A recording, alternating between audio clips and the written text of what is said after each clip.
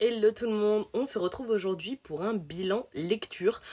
J'ai fait ça la semaine dernière et il me semble ça vous avait beaucoup plu que ce soit filmé comme ça. Pour les quelques-uns qui préféraient les retours courts que je pouvais faire à l'écrit en 3, 4, 5 phrases maximum, ils seront maintenant disponibles sur Twitter, donc n'hésitez pas à aller voir mon Twitter si vous voulez voir ces avis courts. Et sinon maintenant les bilans lecture se feront comme ça, face cam, comme ça j'ai beaucoup plus le loisir de dire plus de choses qu'à l'écrit.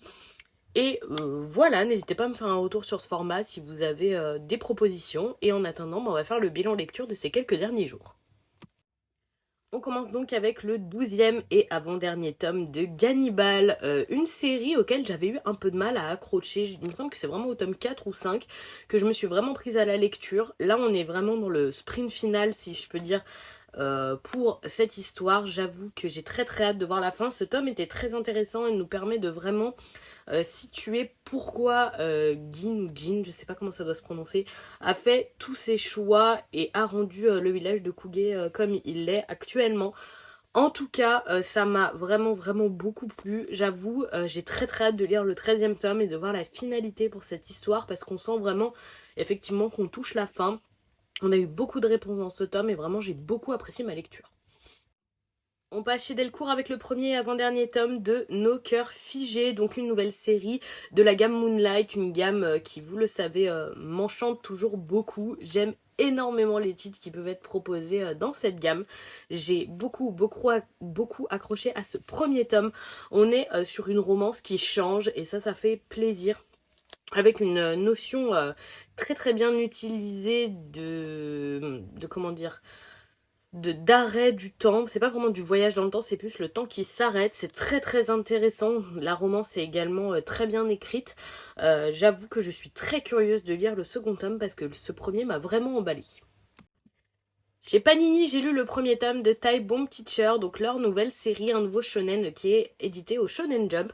J'avoue qu'avant de le recevoir, et je l'avais pas particulièrement demandé, je ne connaissais pas du tout et j'ai super bien accroché.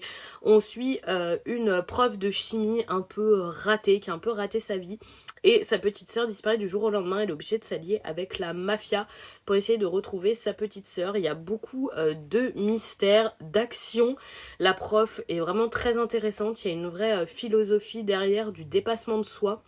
Vraiment, j'ai adoré ce premier tome. La série sera finie en 4 tomes et j'ai le second dans ma pile à lire que je pense que je vais lire très rapidement parce que j'ai vraiment été super agréablement surprise par ce premier tome. J'ai beaucoup aimé.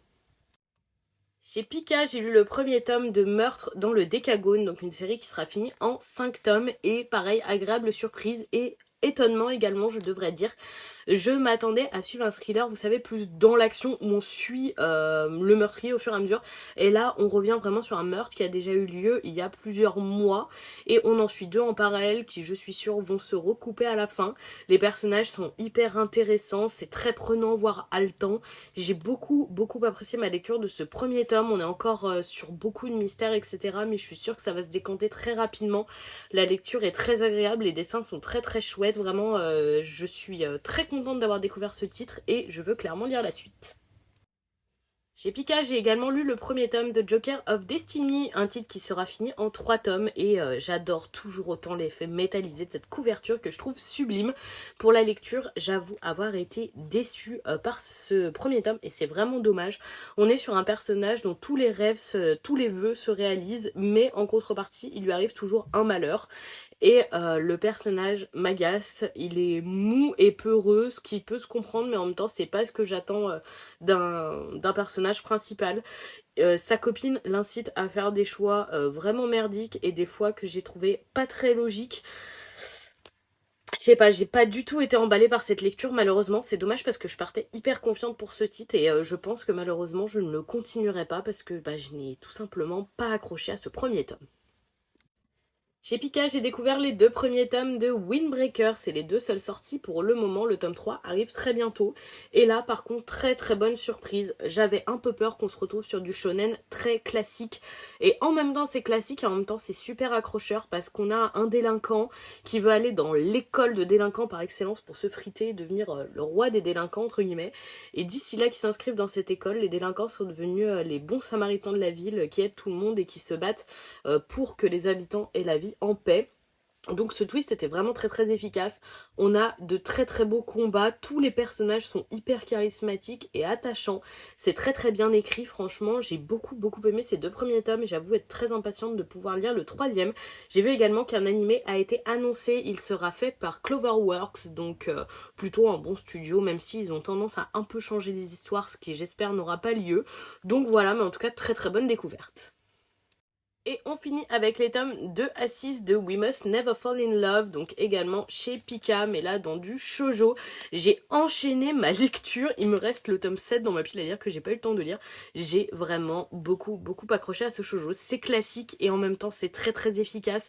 Nos personnages sont attachants et surtout on n'a pas le temps de s'ennuyer. Il y a beaucoup trop de shoujo qui tournent en rond. Là vraiment, l'auteur ne nous laisse pas le temps de nous ennuyer. Il se passe beaucoup de choses. On a un triangle amoureux très efficace, une héroïne qui n'est pas niaise et agréable, et ça évolue très très bien. C'est une romance entre demi-frères et demi-sœurs, donc famille recomposée. Je sais qu'il y en a que ça dérange, moi du moment qu'il n'y a pas de lien de sang, ça ne me pose aucun problème. Et j'aime beaucoup cette lecture. J'ai le tome 7 dans ma pile à lire qui je pense sortira très très vite parce que j'ai vraiment été emballée par ces tomes, je les ai dévorés à la suite et c'est un très très bon shoujo. Il reste classique mais quand même très efficace. Et donc voilà pour le bilan de mes dernières lectures. Je vais essayer de vous en faire un peu plus souvent parce que l'autre fois ça vous avait plu. N'hésitez pas à me faire un retour sur le format de ce bilan. Si vous avez des choses à me dire, des propositions, dites-moi si vous appréciez tout simplement parce que ça me permet de toujours améliorer le contenu, aller vers quelque chose qui vous plaît plus tout en restant quelque chose qui me plaît à moi aussi. Et dites-moi si vous avez lu certains de ces tomes, très très curieuse d'avoir vos retours sur ces lectures. N'hésitez pas à venir échanger en message privé, ce sera toujours un plaisir. En attendant, je vous souhaite une bonne soirée et une bonne fin de journée. Et je vous fais des bisous tout le monde.